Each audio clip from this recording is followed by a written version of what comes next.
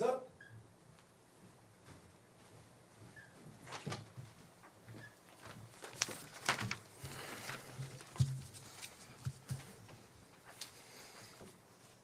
I'm Franco Terrazzano, the Federal Director of the Canadian Taxpayers Federation. And today we're here with a simple message for the government. No taxation without representation. The Canadian Taxpayers Federation is taking the Canada Revenue Agency to court for enforcing the undemocratic and illegal capital gains tax hike. The capital gains tax hike blows a hole through a fundamental principle of Canada's democracy while also blowing a hole in Canada's economy. No taxation without representation isn't just an important principle or a catchy slogan. It's enshrined in the Constitution of Canada. It's Parliament's job to approve tax increases, but the government failed to introduce the legislation, debate the legislation, pass the legislation, or proclaim the legislation into law. And with an election right around the corner, it likely never will. Yet unelected bureaucrats at the CRA are taking billions of dollars from Canadians with this undemocratic tax hike. This is a tax hike that will drag down our economy.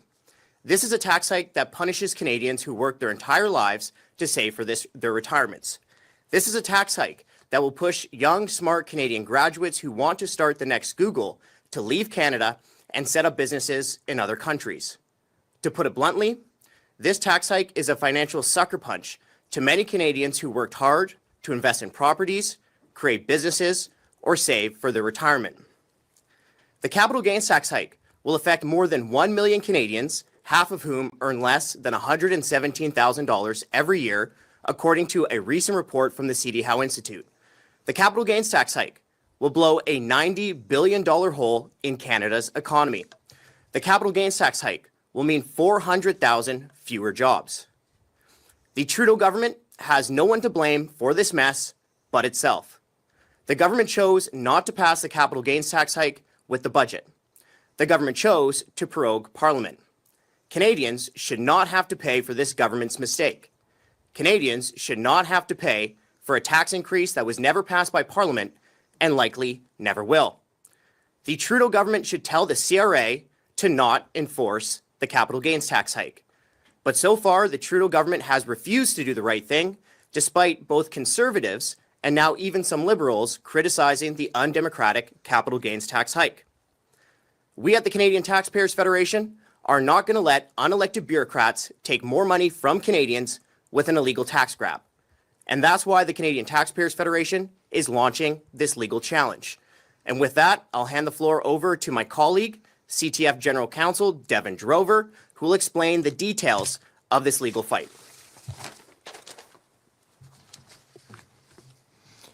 Thank you, Franco. It's official. The Canadian Taxpayers Federation has filed an application with federal court seeking judicial review of the CRA's enforcement of this undemocratic and illegal capital gains tax hike. We are bringing this case on behalf of Debbie Vorsteveld, a hardworking Canadian from Mapleton, Ontario. For 14 years, Debbie and her husband William owned a property that included two homes, one where they lived and the other that they rented to their adult children as they helped them save for homes of their own. Last year, with the children now moved out, the Vorstevelds sold that property. They were hoping to move forward onto the next chapter of their lives and inch closer to retirement. Instead, they are now facing an unexpected and unfair financial burden. This family will pay thousands in extra taxes because the CRA is choosing to impose this capital gains tax hike that was not authorized by Parliament. The goal of this legal challenge is to set a precedent to not only help this family, but to protect all Canadians who will be directly burdened by the CRA and this bureaucratic overreach. Let me be clear. This tax hike is illegal. This tax hike violates Canada's Constitution. The CRA is enforcing this tax hike despite legislation never being introduced, debated, or passed by elected representatives in Parliament. Section 53 of the Constitution Act of 1867 is unequivocal.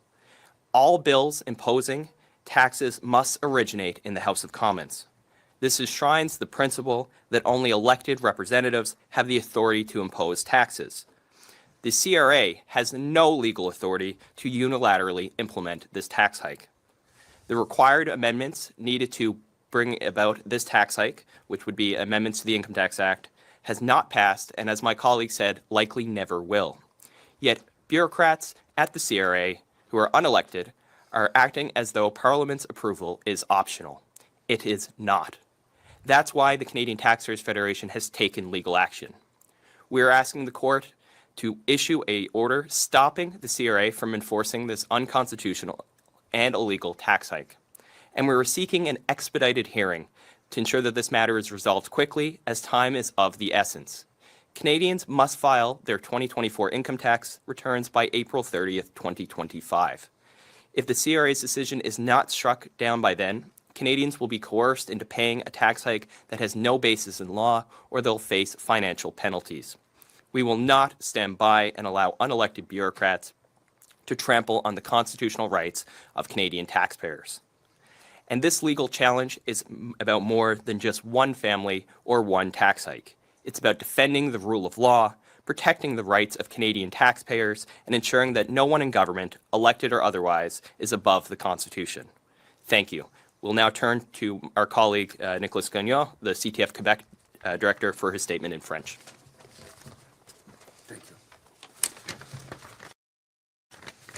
Bonjour à tous, mon nom est Nicolas Gagnon et je suis directeur Québec et responsable des affaires francophones pour la Fédération canadienne des contribuables.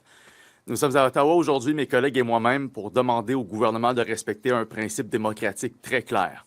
Il ne peut y avoir de taxation sans représentation. Et puisque le gouvernement refuse d'écouter les contribuables, eh bien, il devra le faire devant les tribunaux. Et c'est pour cette raison que la Fédération canadienne des contribuables poursuit en justice l'Agence du revenu du Canada pour mettre un terme à l'application illégale et antidémocratique de la hausse de l'impôt sur les gains en capital. Pas de taxation sans représentation, c'est pas un simple slogan accrocheur ou un principe qu'on lance en l'air une fois de temps en temps. C'est carrément un principe inscrit dans la Constitution canadienne. Par définition, ça veut dire que ça revient exclusivement au Parlement de voter et d'augmenter les impôts. Et il faut le rappeler, le gouvernement a omis de présenter un projet de loi pour hausser l'impôt sur le gain en capital. Il a également omis de le débattre, de le voter, de l'adopter, même de le promulguer en bonne et due forme. Et avec une élection imminente, il est fort probable qu'il ne le fera jamais. Pourtant, au moment où on se parle, des fonctionnaires de l'Agence du revenu du Canada imposent cette hausse fiscale et siphonnent des milliards de dollars de l'argent des contribuables sans l'aval du Parlement. Cette hausse d'impôts est un coup dur pour notre économie au pire moment. Elle punit les Canadiens qui ont travaillé toute leur vie pour épargner en vue de leur retraite. Elle pousse également de jeunes entrepreneurs brillants qui rêvent de créer la prochaine grande entreprise technologique à quitter le pays et à s'établir ailleurs. Pour dire les choses sans détour, cette hausse fiscale est une gifle financière pour les Canadiens qui ont investi dans l'immobilier, bâti une petite entreprise ou épargné toute leur vie. Elle touchera plus d'1 million de Canadiens, dont la moitié gagne moins de 117 000 $ par année, selon le plus récent rapport publié par l'Institut en politique publique CDAO. Elle créera un trou de 90 milliards de dollars dans l'économie canadienne au cours des 5 prochaines années. Et sur cette même période, elle créera, ou du moins, elle entraînera la perte de 400 000 emplois. Le gouvernement Trudeau porte l'entière responsabilité de ce fiasco. C'est lui qui a choisi de ne pas soumettre cette hausse fiscale au processus budgétaire et c'est lui qui a décidé de proroger le Parlement.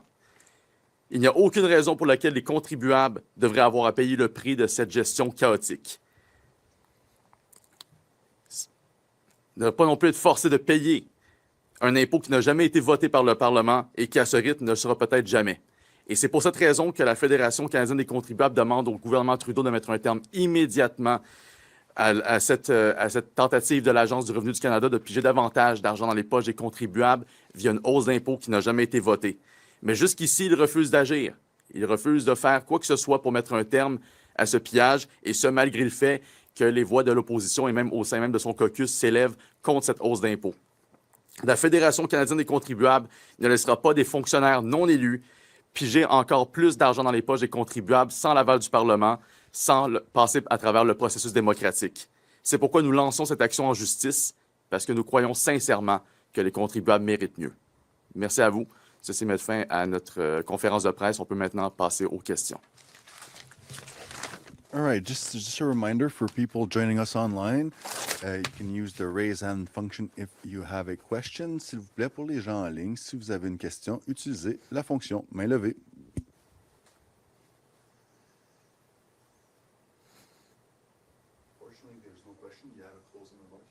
Nope, just thank you for your time today.